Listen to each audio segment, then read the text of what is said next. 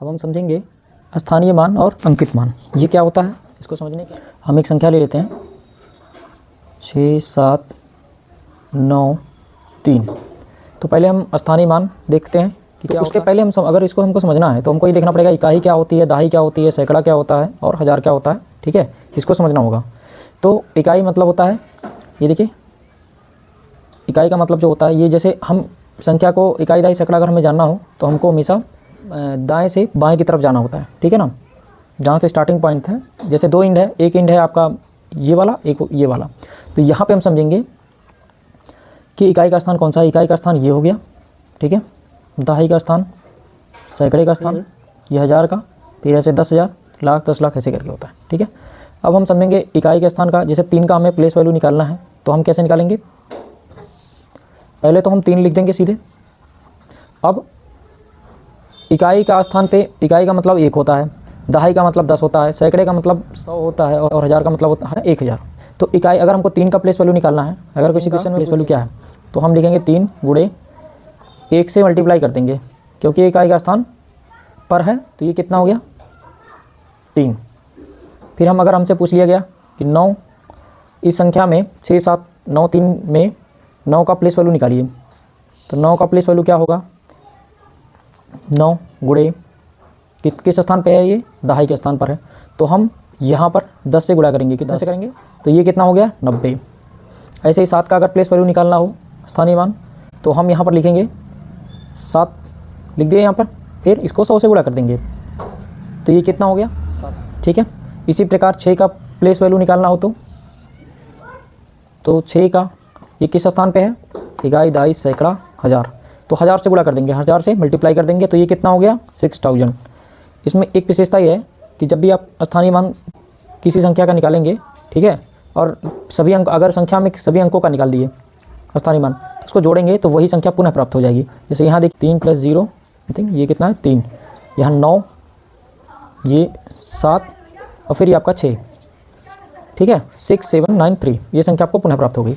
ये तो हो गया आपका स्थानीय मान। अब अंकित मान क्या होगा, अंक मान निकालना हो किसका 7 का, कितना होगा तो हम निकालेंगे इसका, देखेंगे ये अंकित मान में, और कभी कभार लोगों को कन्फ्यूजन होता है कि स्थानीय मान में क्या अंतर है, तो ज़्यादा अंतर नहीं है। ठीक है, इसमें हमको समझना पड़ेगा, थोड़ा सा अंतर है बस किसका, अगर 7 का स्थानीय मान निकालना है तो 100 से गुणा कर देंगे, 700 हो गया। लेकिन अंकित मान में ऐसा कुछ नहीं है, अंकित मान में सीधे उस अंक को ही देख लेंगे। 7 का अगर देखा जाए अंकित मान देखा जाए तो सीधे 7 ही होगा, क्या होगा 7, बस यही अंतर है, कोई बहुत बड़ी डिफरेंस नहीं है।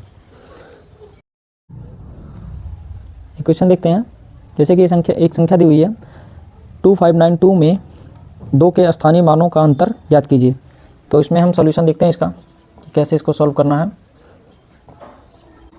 2592 में ये पहले हमने कैसे बताया था कि 2 जो है इकाई के, ये इकाई का स्थान है, ये दहाई का स्थान है, ये सैकड़े का है और ये हज़ार का है। ठीक है, तो इसको समझिएगा। तो इसमें क्या हुआ कि ये 2 हो गया, ठीक है, फिर किस स्थान पे है ये, इकाई के स्थान पे है ये, ठीक है।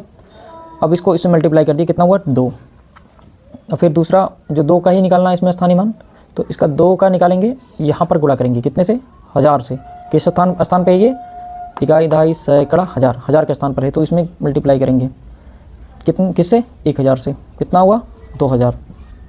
डिफरेंस निकाल लेते हैं, अंतर का मतलब डिफरेंस होता है बड़े में से छोटे को घटाना।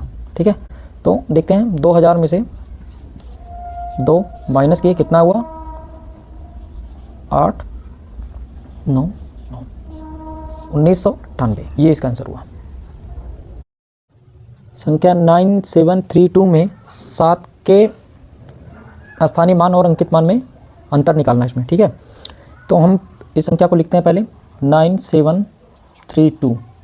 7 जो है ये हो गया इकाई का स्थान, दहाई सैकड़ा, सैकड़े के स्थान पर है, तो पहले इसका हम क्या निकालेंगे स्थानीय मान निकालेंगे। ठीक है, यानी कि प्लेस वैल्यू निकालेंगे, क्या निकालेंगे प्लेस वैल्यू। ठीक है, अब इस प्लेस वैल्यू में क्या निकलेगा, ये 7 है।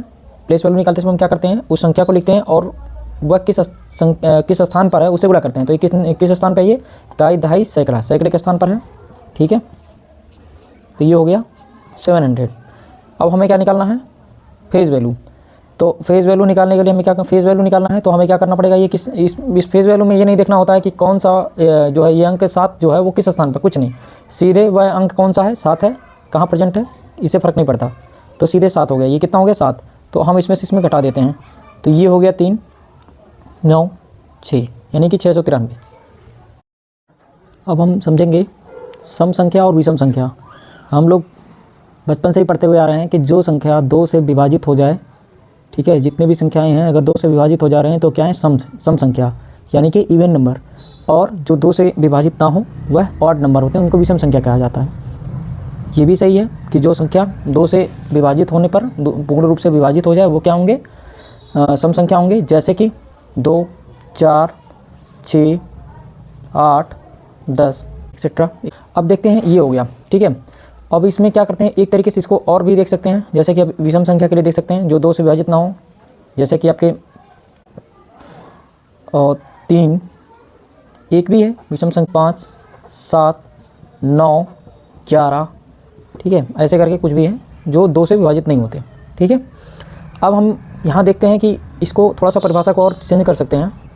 ये भी देख सकते हैं कि जो जहाँ पर जैसे सम संख्या को अगर परिभाषित करना है तो इकाई के स्थान पर क्या होना चाहिए, 0 है, 2 है, 4 है, 6 है, 8 है, तो ये क्या होगा, सम संख्या होगा इकाई के स्थान पर। जैसे एग्जाम्पल ले लेते हैं 100, ठीक है, इसमें इकाई का स्थान ये हुआ, ये दहाई हुआ और ये सैकड़ा हुआ, ठीक है ना। फिर आगे देखते हैं 512 कि ये इकाई का स्थान हुआ 12 में, तो यहाँ पर 2 आ रहा है, तो इस तरीके से इकाई के स्थान पर ही देखेंगे, इकाई के स्थान पर देखेंगे कि वहाँ पर क्या 0 आ रहा है, 2 आ रहा है, 4 आ रहा है, 6 आ रहा है, 8 आ रहा है, ठीक है, तो वहाँ पर क्या होगा, वो संख्या क्या होगी, सम संख्या होगी।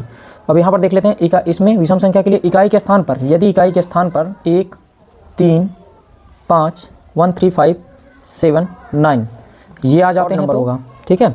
तो इस प्रकार इसमें देखते हैं, जैसे कि एग्जाम्पल देख लेते हैं 931, इसमें इकाई के स्थान पर क्या है, 1 है, 1 आ गया। ऐसे देख लेते हैं ये 1003, फिर इकाई के स्थान पर देखेंगे, इकाई के स्थान पर क्या है, 3 आ गया, तो इस प्रकार ये विषम संख्या हो गया।